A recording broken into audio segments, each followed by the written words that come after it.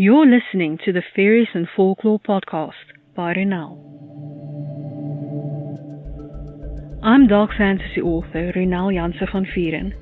With over a decade of digging around in dusty folklore books, researching creatures of imagination that ignited my curiosity, I'm here to share the folklore in a nutshell and how I reimagine it for my writing in an origin of the Fae. This is the Faeries and Folklore podcast. Hi, I'm your host Ronel Janse van Vuuren. You can just call me Ronel. In today's episode, we're continuing our exploration of the Fae realm. This episode is brought to you by my Irascible Immortals book series. They've been alive forever. They've been bored for some time. And now they're showing it.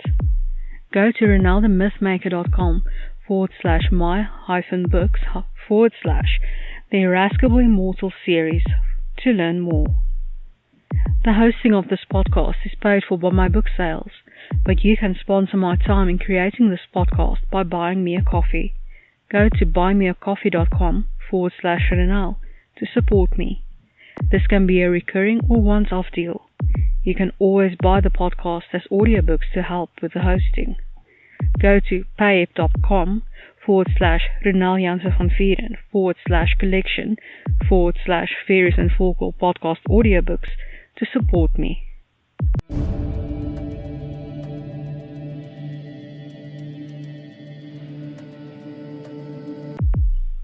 We're continuing our exploration of the Immortals. Today's Immortal, Poseidon, folklore in a nutshell by Ronel. In Greek mythology, Poseidon is the brother of Zeus and Hades. They had divided the universe among themselves. Zeus got the sky, Poseidon the sea, and Hades the underworld. Poseidon is known as the god of the sea, earthquakes, and horses. His weapon of choice and main symbol is the trident, which was fashioned by the Cyclopses. The Romans equated him with Neptune. Horses are sacred to him.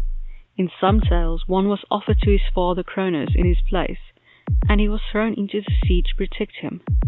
In other tales, he had created horses. He is the father of Arion, the immortal horse, and Pegasus, the winged horse. His wife is the nymph Amphitrite. They had several children together, including Triton, the half-man, half-fish messenger of the ocean. He was as faithful to her as Zeus was to Hera, which means not at all. He also took what he wanted with force, as in the case of Medusa, who refused his advances, and even Demeter, who turned herself into a horse to flee from him. Medusa is the mother of Pegasus, and Demeter the mother of Arion. Poseidon's trident is a symbol of his power over the sea, storms, earthquakes, and the creation and destruction within his domain. Poseidon always wanted to stretch his domain further than the oceans, so he became the god of springs as well. He tried to conquer Athens by thrusting his trident into the earth, and a saltwater spring erupted. But Athena planted an olive tree, and the people chose her as their patron goddess. In another version, he gave them the first horse, but they still chose Athena. He helped build the walls of the city of Troy, but when the king backpedaled on their arrangement, Poseidon sent a sea monster to ravage the land. Violent and ill-tempered, Poseidon isn't someone to mess with. Just ask Minos, who didn't sacrifice the bull he should have, and the consequences Poseidon created. Pasiphae's curse that resulted in the Minotaur.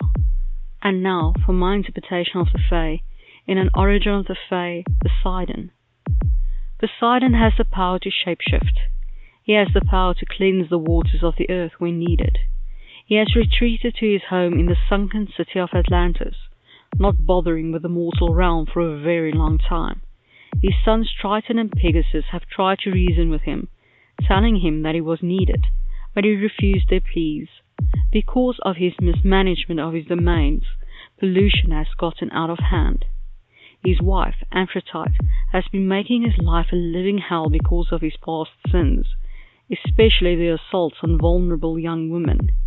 He believes that he deserves whatever she metes out. Amphitrite is worried that he has given up on life and doesn't know of any other way to reach him. Triton runs the day-to-day operations of Poseidon's realm, hoping that his father will take an interest again.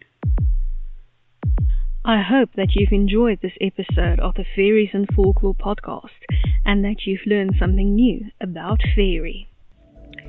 Remember that you can get a transcript of this episode in the description. If you're new to the podcast, why not go and grab your free copy of Unseen, the second book in the fairy tale series, on my website, ronelthemythmaker.com. Loads of folklore, magic, and danger await. Take care.